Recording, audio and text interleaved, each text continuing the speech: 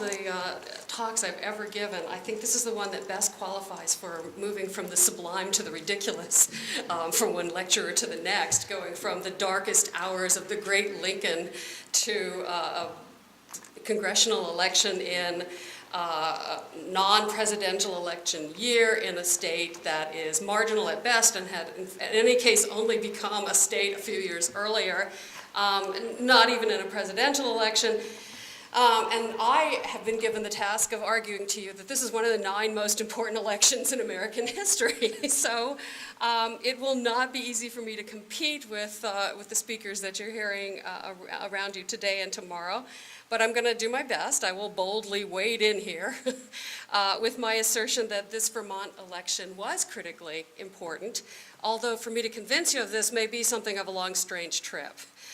So we will start with the congressional election of 1798, and you already have a good amount of background and some really useful information already from Professor Sharp's talk this morning.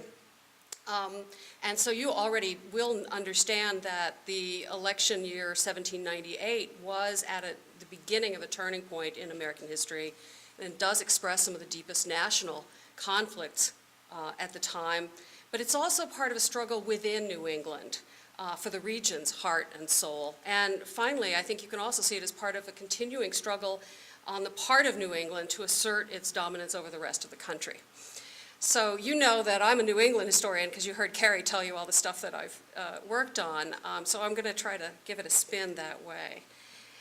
So first let me talk about the things that have made the election of 1792 well known. This is a cartoon which is titled Congressional Pugilists. You can't see the title up there. But I'll read you the poem underneath it and describe what's going on here. It says in the poem underneath it, "He in a trice struck Lyon thrice, upon his head enraged for, who seized the tongs to ease his wrongs, and Griswolds thus engaged for. Congress Hall in Philadelphia, February 15th, 1798. Okay, so this is the story of that brawl, which I think will give you a sense of what was going on in the Vermont Congressional election of 1798. In the months before the election, the newspapers were really basically talking about this story. All the witnesses who were there on the floor of the House of Representatives agreed that the aggressor here was clearly the Federalist Congressman Roger Griswold, who I believe is the guy on the right, who has the stick. Who walked over to his colleague seated at his desk and hit him with that stick, some witnesses said without warning. After a few minutes trying to ward off Griswold's blows, the Republican Congressman, Matthew Lyon, the guy with the poker there, picks up the fireplace poker to defend himself with. And after a few minutes, the two of them are finally separated, but not very quickly. And that was part of the story because this news spread all over, circulated widely. But actually this attack was not a surprise to congressmen who understood that this was actually the last stage of a public argument that had been going on for some time. According to witnesses, it was Matthew Lyon who had made the first gambit, who had, a little bit before this, very loudly and publicly stood outside the house, outside the floor of the House in a sort of a hallway, discussing the greed and the corruption of the Connecticut delegation. In a loud voice so that everyone could hear, he said that the Connecticut delegation acted in opposition to the interests and opinions of 9/10 of their constituents, and that they did this by monopolizing the press and brainwashing people.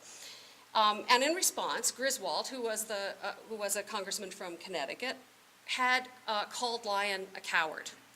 Actually, what he said was that he carried a wooden sword, which is, I read, an apparent reference to his Irish heritage.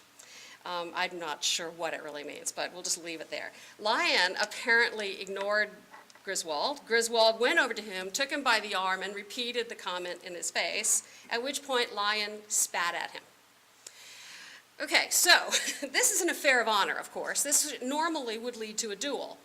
And it's really only the fact that they're on the House, on the floor of the House, that stops that from happening. It's a kind of ritual exchange of insults. Apparently Griswold decided not to retaliate against Lyon spitting at him. in the hopes that the House would censure Lyon. And in fact, a congressional committee did immediately draw up a proposal to expel Lyon from the House, and it passed, but not by the 2/3 majority that it needed. And so it was at that point that Griswold came into the House and started hitting him with a stick, because he realized that there was no other recourse to defend his honor. Okay, so this is an affair of honor, a matter of gentlemanly honor between the two men. But of course, it's also part of an increasingly bitter conflict between those proto-national parties that Professor Sharp talked about. The House is deeply divided over these critical political and ideological issues. In fact, if you look at this engraving, one of the most common accusations about the fight is that the Speaker of the House, who's the guy sitting in the big chair up there with the silly grin on his face, that's Jonathan Dayton from New Jersey, a Federalist, that he allowed this to go on for a really long time, as long as the Federalist Griswold appeared to be winning. So there's all this kind of clear, deep, profound ideological strife going on here, and it's at the moment being acted out in this brawl. Okay? As it happens, the two guys who are involved in this fight, Lyon and Griswold, are perfect symbolic representatives of the nature of this larger political struggle, both nationally and also within New England. So who are they? This is Matthew Lyon, not a very good picture, but the best I could do. Matthew Lyon, from the Vermont side of the story, Matthew Lyon is actually something like a founding father of the Republic of Vermont. He was born in Ireland. He migrated to the colonies at the age of 15. He came as an indentured servant to the port of New York, and over the next several years, he made his way up to Litchfield County in northwestern Connecticut. He saved enough money there to buy some land in the town of Cornwall, which is very far in the mountainous part of northwestern Connecticut. And he sold that land right away to buy land in Wallingford, Vermont, which had not yet been founded at the time. Now, for people who do a lot of reading and talking about Vermont history, those two towns tell us something about Matthew Lyon right away. Cornwall, Connecticut, up in the northwest corner there, is the closest thing the family of Ethan Allen had to an ancestral home. Cornwall is where that family, the Ethan Allen family, was living when their father, Joseph Allen, died, and Ethan, as the oldest son, became head of the family. And by the time Matthew Lyon got to town, the Allen brothers had been struggling in that area for several years, trying to find ways to support themselves and their family. And they had already begun to solve that problem, to try to find a way to make some money by traveling north and investing in land deeds in the north. In fact, an area that geographers call the Valley of Vermont, which is where we are right now. In this green area here. It's where the Allens and their friends and family began to migrate up the path of what's now Route 7, the Ethan Allen Highway, from Connecticut through the Berkshires in Massachusetts and up to what's now southern Vermont, investing in land in that area there. Okay? Now, this is land that could be had very cheaply because this was in an area that was owned by New York, but the governor of New Hampshire was selling land grants in it. And so naturally, they were very inexpensive. So you could buy a lot of land very cheaply in this area, as long as you didn't mind the very real possibility that the land grant that you had, the ownership, would be worthless. Lyon cast his fortunes in with the Allen clan. Okay?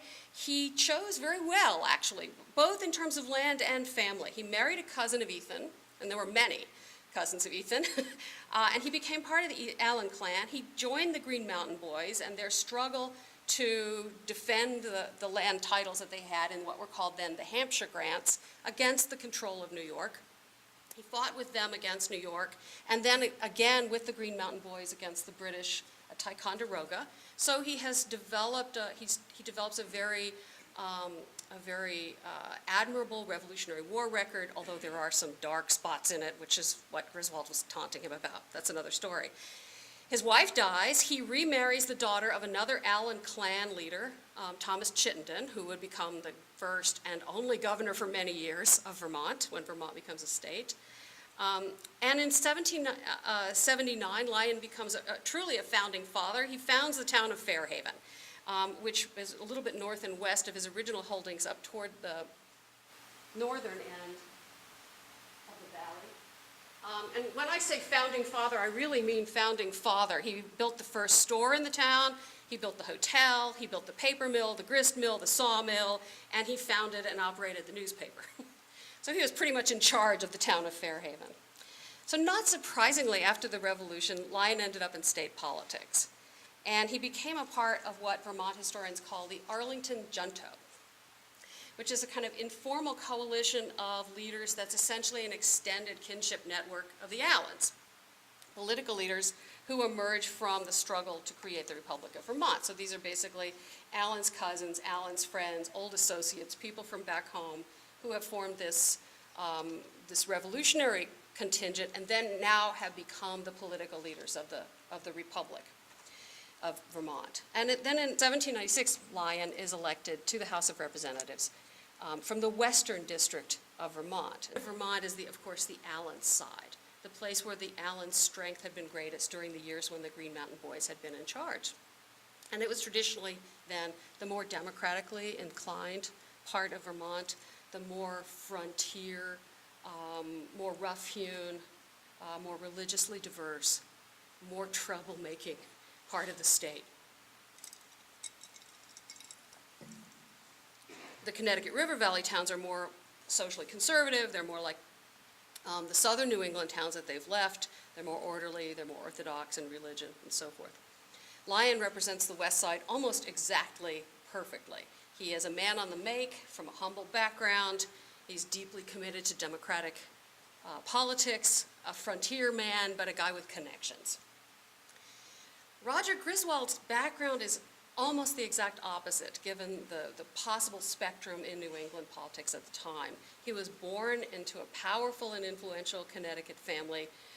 He graduated from Yale in 1780 at a time when, of course, a vanishingly small portion of the population attending college. He studied law. He practiced law in Norwich, Connecticut, which was an old port town, 100 years older than Cornwall. So it's more establishment, more mercantile. And Griswold served in Congress for 10 years, and then he followed family tradition. He became lieutenant governor, and then the governor of Connecticut. His father, his grandfather, his uncle, and his cousin were also at one time or another governors of Connecticut. So this is a pretty stable political family. So part of this story clearly is about social class. But to give you a foreshadowing of who was the big winner in the long run in the generations since then, I couldn't find a picture of Roger Griswold, except for the one I first showed you, the caricature of him beating up the other guy. So all that wealth and position and family and power have not given him a visual representation on Google. So the battle is over these fundamental differences in culture and class. Griswold wrote to a friend in late February 1798 that it was true that Lyon was an indentured servant, that he'd been sold into servitude to pay for his passage to the United States. In short, he said, he is literally one of the most ignorant, contemptible, and brutal fellows in Congress, and that is saying a great deal. And Lyon, for his part, was very open about his humble background, even flamboyant about it. He had been in Congress only 3 weeks when he objected to the congressional custom of walking to the executive mansion to deliver a reply to the president's inaugural address. He saw this as being too much aristocratic ritual, too much stately, ritualized deference to the authorities. As he put it, Lyon said that he had spent a great part of his life among people whose plainness of manner forbids all such pageantry. So he was pretty open about where he came from. In other words, he was a Jeffersonian Republican. Not only a Jeffersonian, but a hardcore party loyalist. And he quickly became one of the most outspoken congressmen on that side. Griswold, on the other hand, was not just a Federalist, he was almost a caricature of a Federalist. His family, his wealth, his standing, his entrenched power, this is a family that has always defended what in Connecticut they call the standing order. The differences then that separate these two guys are more than political, although they are political. They're also about class, and they're also really cultural.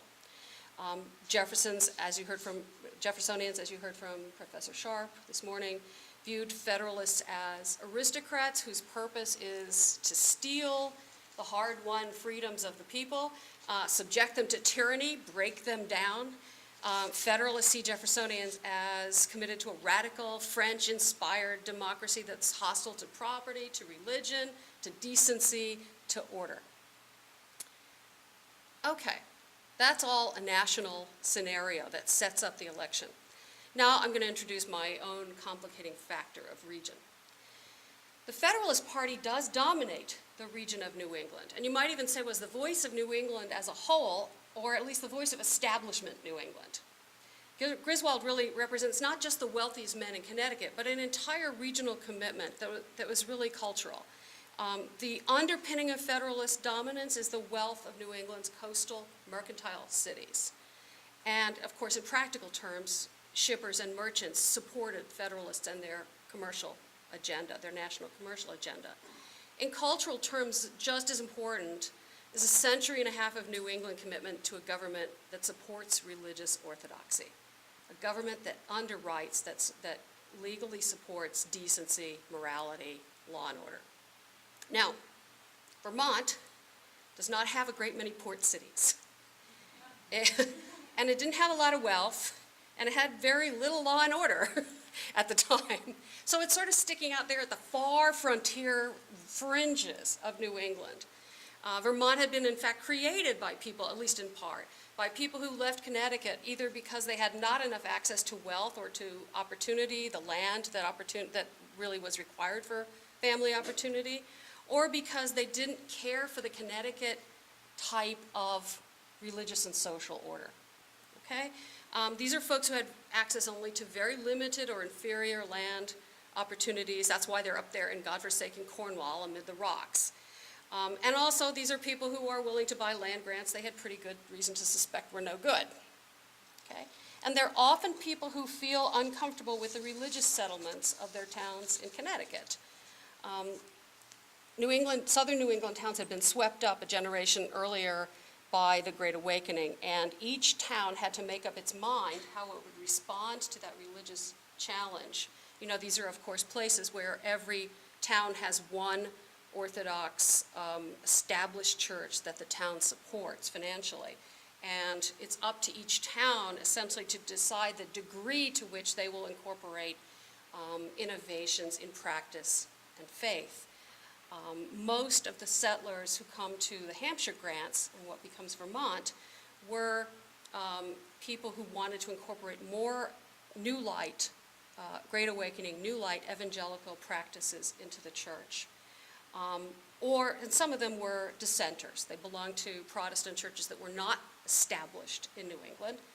And a few of them, like Ethan Allen, were in fact deists, people who believed in God, a supreme being, but no religious or organized religious order. Okay, so the relationship between southern and northern New England, and particularly between Connecticut and Vermont, is a somewhat vexed relationship. After the Revolution is over, southern New Englanders, in fact, are beginning to worry that they have let their northern frontier get out of hand.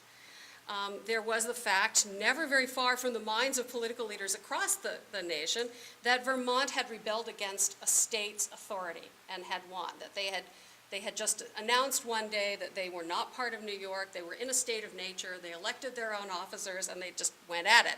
And you can imagine that for the established order, that's always a constant challenge in the back of their minds. And then on top of that, there is this constant nagging fear in southern New England that northern New England is a religious cesspool, right? And so a series of southern New England missionaries make their way up to Vermont in the 1780s.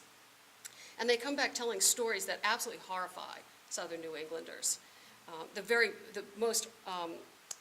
The nicest quotable one was a guy named Nathan Perkins, who was a Connecticut minister who came back from a 1789 tour and reported that it was just as bad up there as people thought it was. He said, about 1/4 of the inhabitants and almost all of the men of learning are deists. People pay little regard to the Sabbath. They hunt and fish on that day frequently. Not more than 1/6 of the families attend family prayer in the whole state. About a half would be glad to support public worship and the gospel ministry. The rest would choose to have no Sabbath, no ministers, no religion, no heaven, no hell, no morality. So it was just what they thought. So Southern New Englanders, in fact, begin to send missionaries to Northern New England to establish Orthodox churches and to defend the New England way of life, to try to make sure that, in fact, New England does get transplanted up here, and that it doesn't just go the way of frontier savagery. And not just missionaries come after the revolution, but also secular authorities who are also looking for a way that they can reassert the normal social order in the North. Thousands of new immigrants come from Southern New England after the war ends, and these folks are increasingly different from the founding generation. They are increasingly from more well-educated backgrounds, from more established families with property, and they challenge the old Arlington junto, the old Allen faction, who they saw, in any case, as men who were unfitted by their social class to rule. Right? And so there was a struggle inside the state to reestablish religious and political order in Vermont. Okay. Now, one of these guys who came up to Vermont with that in mind was a guy named Nathaniel Chipman, who was from Salisbury, Connecticut. He was a Yale graduate. He was a lieutenant in the Revolutionary War. He studied law at the law school in Litchfield. He came to Vermont to practice law after the Revolution, thinking that there would be a wide open field in a place like Vermont where there were no people of good family and quality who would naturally take their place there. And he did do well. He immediately established himself as a leader of that new breed of establishment Vermonter. He was elected to the State House of Representatives in 1784 and then to the State Supreme Court. He became Chief Justice of the State Supreme Court in 1789. And then in 1796, he was elected to the U.S. Senate. So as it happens, Chipman and Lyon are both representing Vermont in the National Congress at the same time. They had already had a run-in with each other when they were still working in Montpelier. It's with Chipman that Matthew Lyon had his first public fight, in fact, back when they were both in the Vermont State House. And it was over a telling issue. So this is the story. During the Revolution, the state of the Republic of Vermont at that time had seized land held by people who had run away, who had left the state because they were loyalists. So because they were in fear of the revolution, they left the state, they left their properties back home, and the state confiscated those properties and dealt them out to good revolutionary patriots. Okay, now there is a move to get those people their land back, to get the loyalists who have returned to be given their land back. And Nathaniel Chipman defends those loyalists' efforts to get their land back.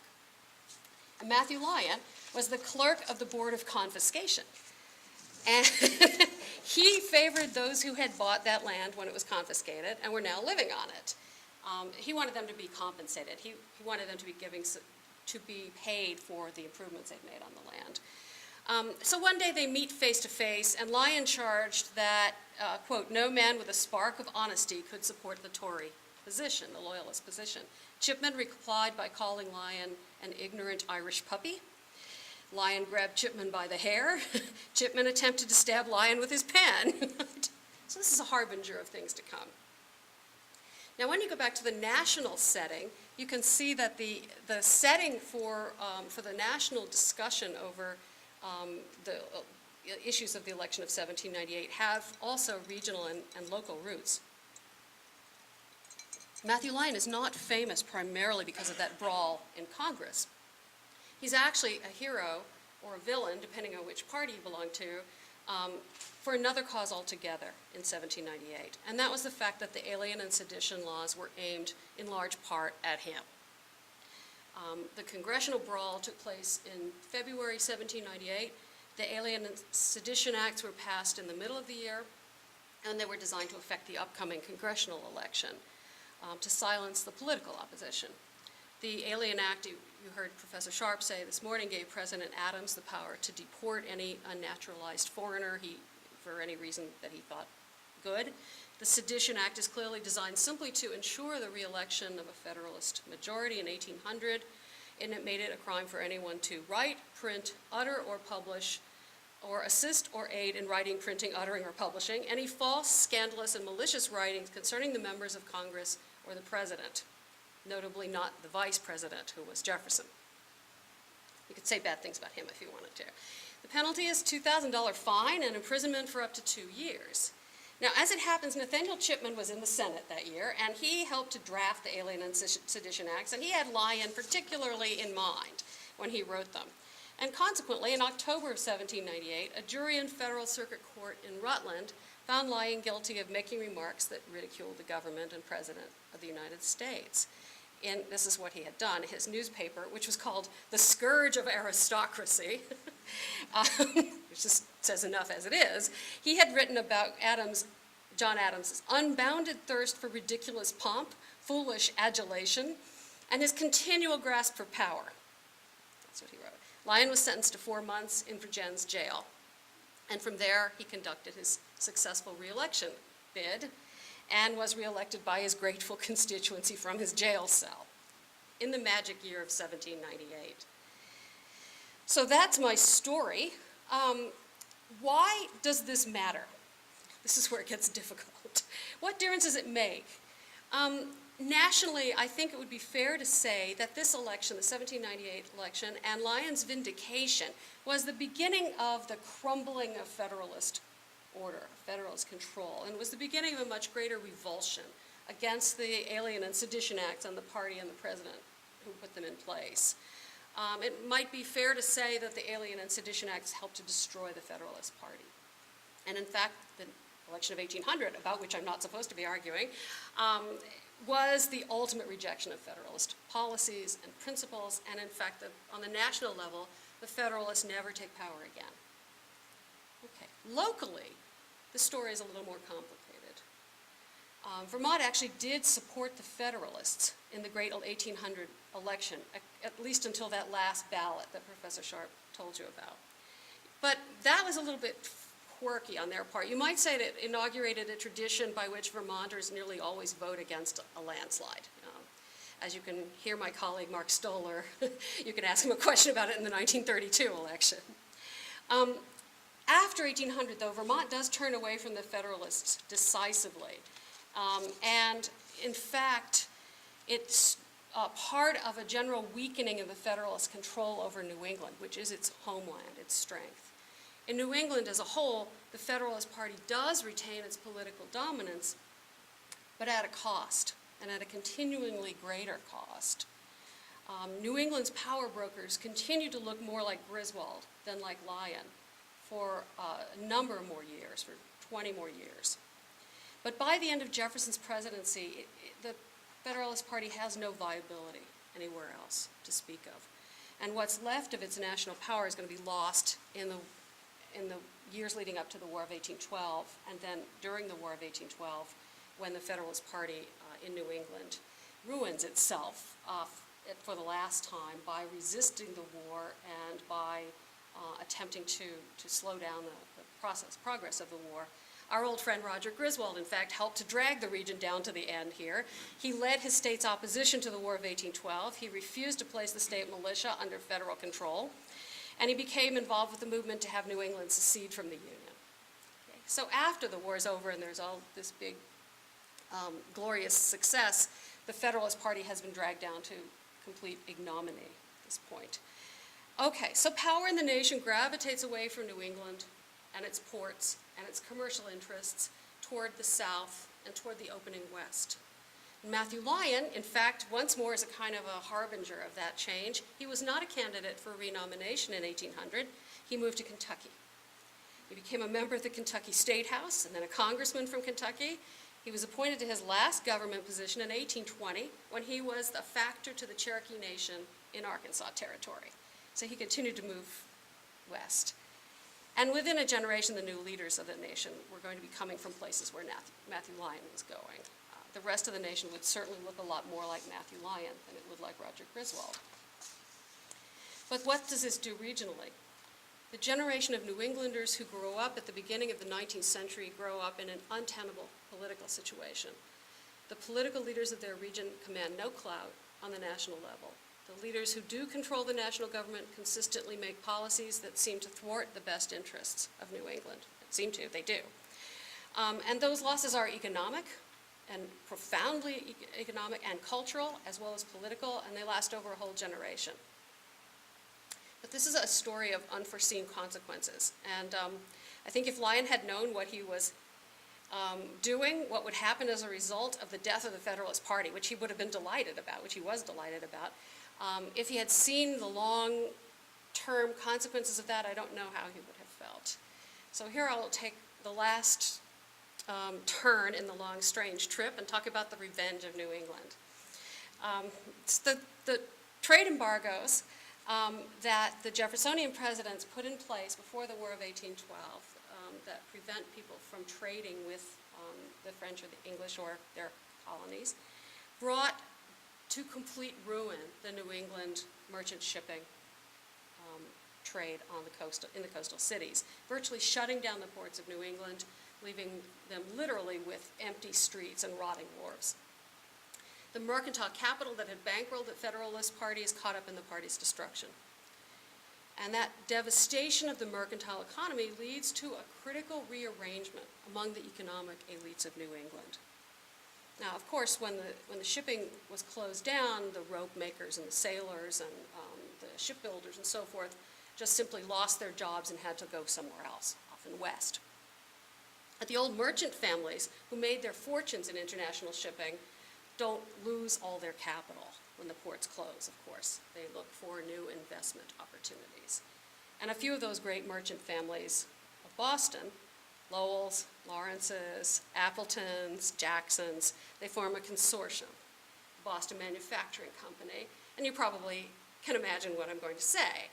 Along the Merrimack River, and they built some new cities, Waltham and Lowell, and they invest their family's remaining investment capital there. They build textile mills.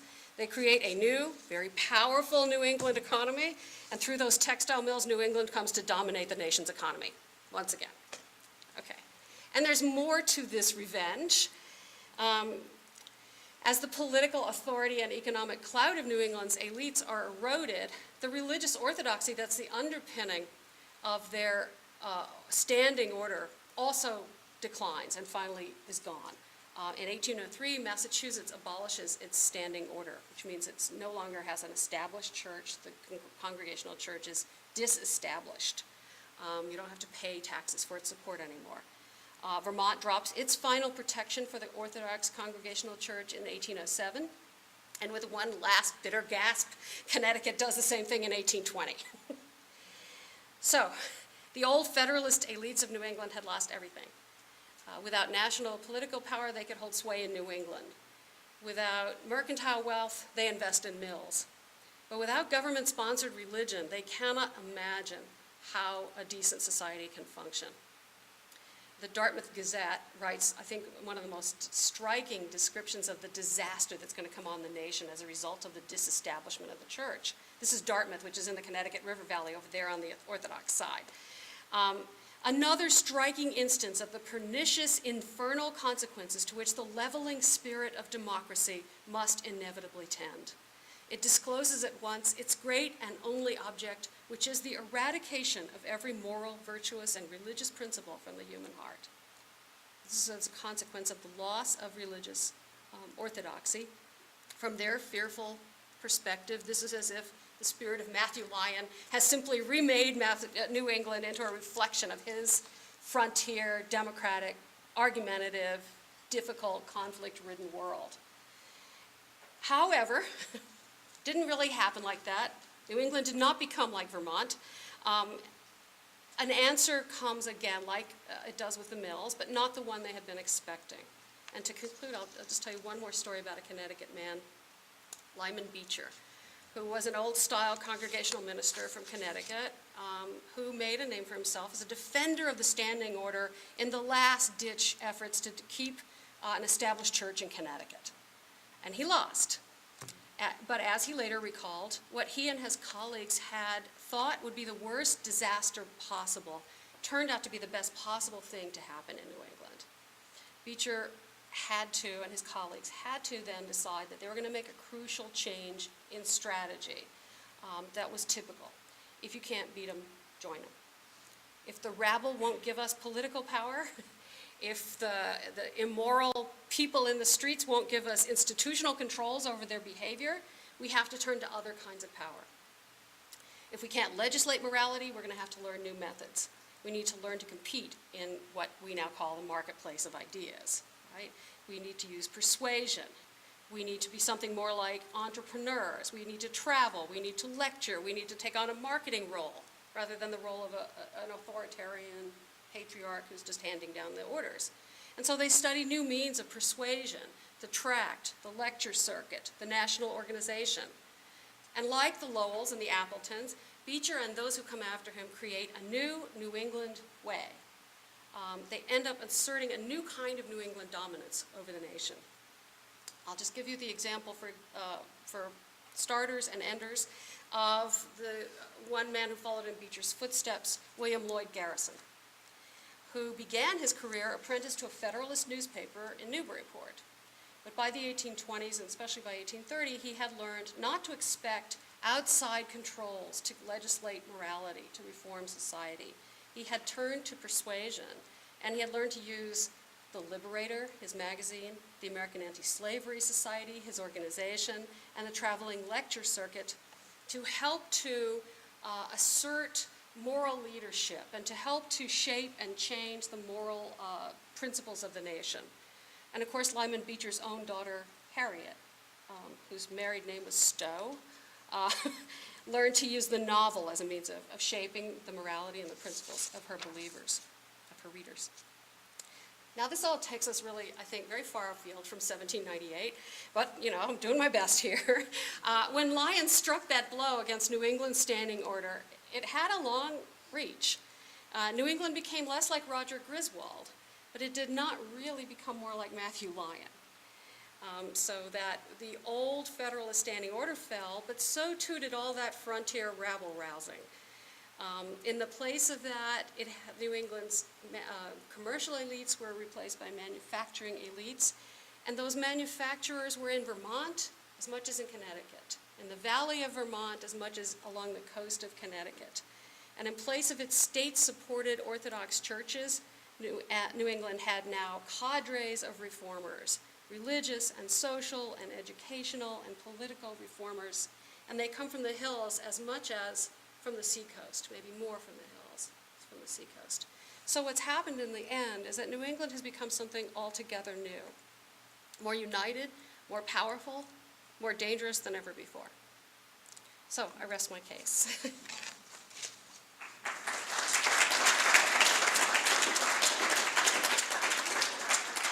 Questions? Yes. Could you tell us a bit about Vermont as an independent republic, how long it lasted, and what went on and why? It was the Constitution of the Independent Republic was written in 1777, just as the war was really getting going, and Vermont remained an independent republic until 1791, when it finally came into the Union. The story of that is a long, strange, another long, strange trip. It was independent chiefly because nobody wanted to touch it.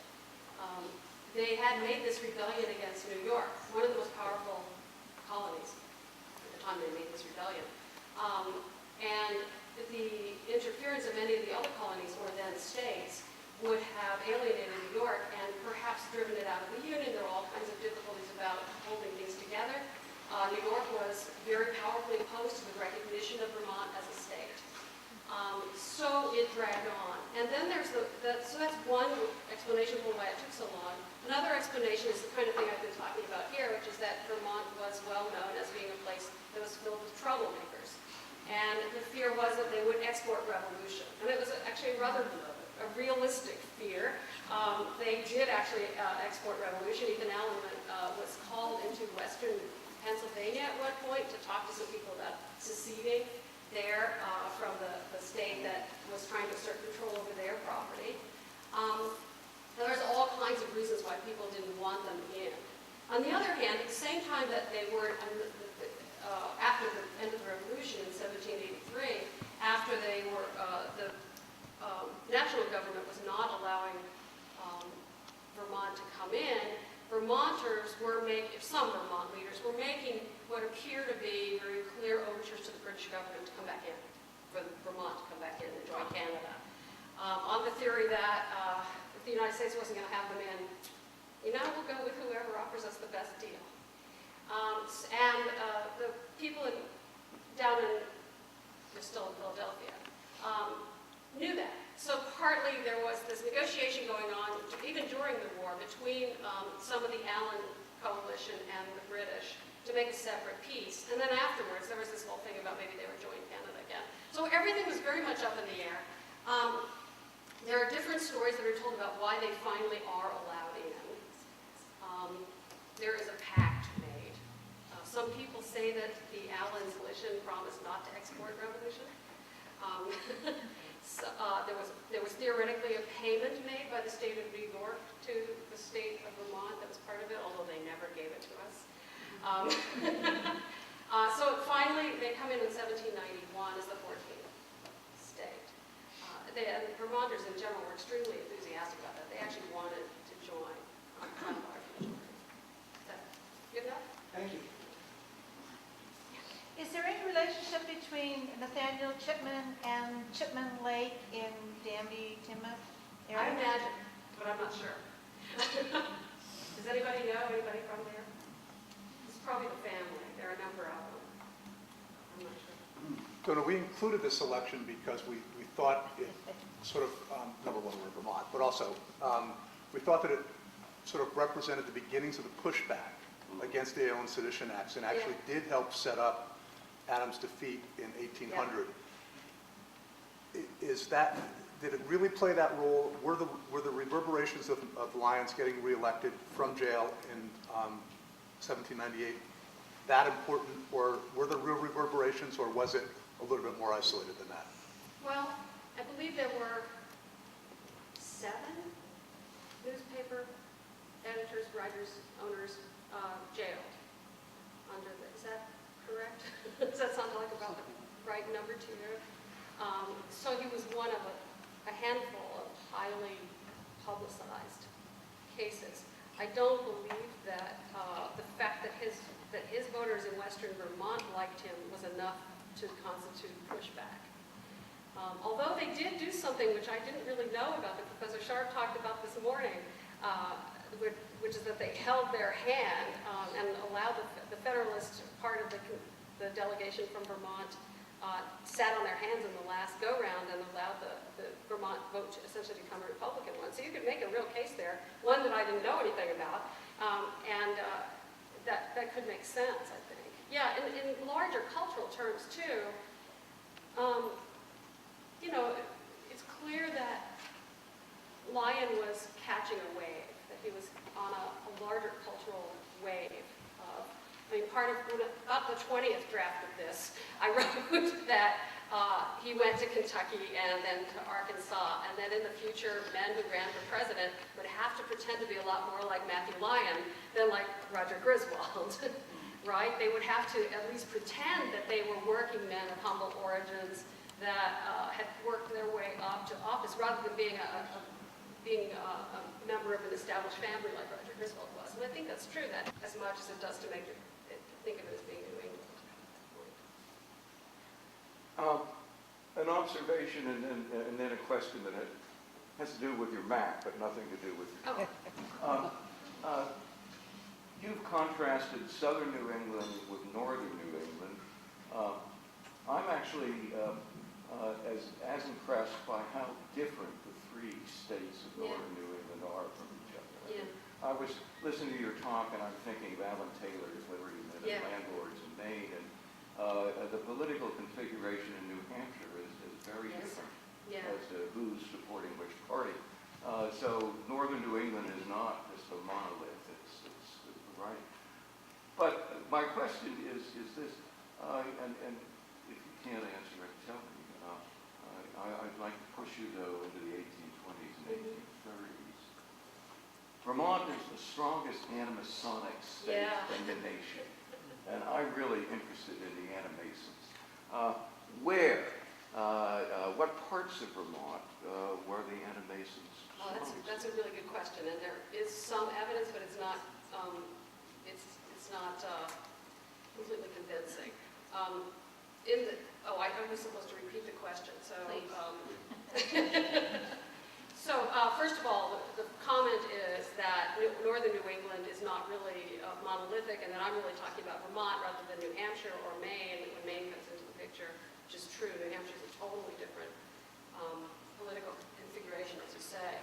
The question then is about the anti-Masonic party that sweeps Vermont in the 1820s, and it really is I think the state the most affected by the anti-Masonic movement, which is another wonderful. We could have used that election really. There is a real populist movement, but it's precisely. not getting Lyons. I No. thought they were on the eastern. No, you know what? It's funny. It comes from two different sources. I mean, the way that's taught in Vermont history is that anti-Masons come from burnt-over districts, from places that have been highly affected by the second Great Awakening, by the second, which is sort of the same as the first in Vermont. So heavily evangelical, heavily evangelized regions go with the anti-Masons. But also there's some areas that become 100% anti-Masonic very quickly. In the most frontier regions at that point in Vermont, which are up in the Northeast Kingdom, up in that far corner, they become 100% anti-Masonic like that overnight. Down here in the River Valley and in Addison County, it becomes a sort of death to the knife in every single town. There's sort of a huge Masonic contingent and a huge anti-Masonic contingent, and they just battle it out in every single town. The Masons, the evidence suggests, are sort of village elites, and the people who are annoyed with the village elites become the anti-Masons. So they're, at every single moment, they win, but it's always highly contested in that area. Well, that raises another question, if I can. And it's cultural, a cultural basis for these divisions. Yeah. We know that in Massachusetts, for example, in Connecticut, Animasons are strongest in the areas where the Unitarian Church is making the biggest inroads, and they represent fundamentalist Congregationalists. Does Unitarianism spread into Vermont? Unitarian stronghold is in Burlington, and which is the only port, the only shipping center. Burlington, in fact, the first church downtown is Unitarian. They didn't even build a Congregational church till later. So at the point when they were just becoming Unitarians, but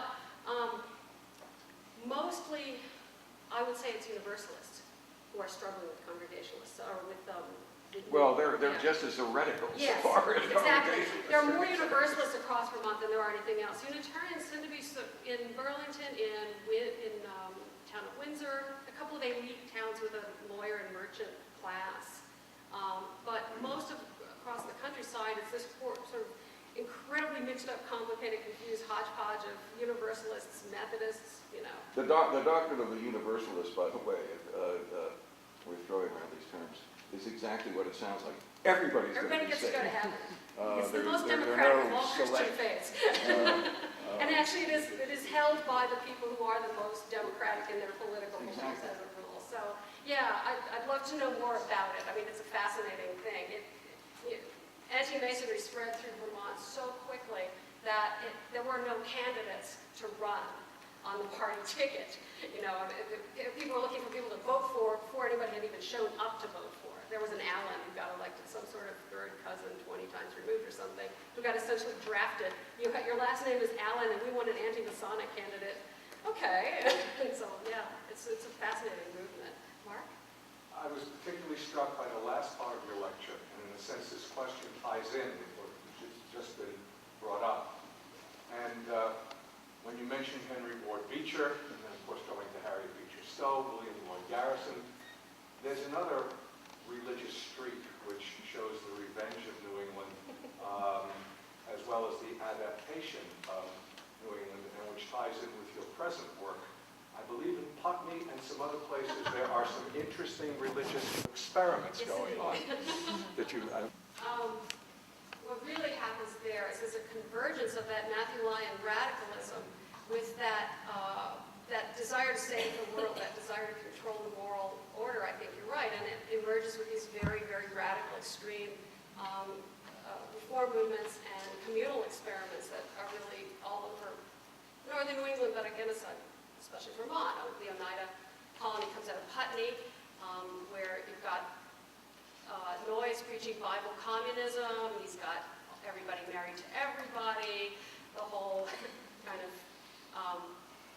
everything held in common, as he argued the apostles had done, those kinds of things. The founding of the Mormons comes out of the same thing, the same ferment in Vermont.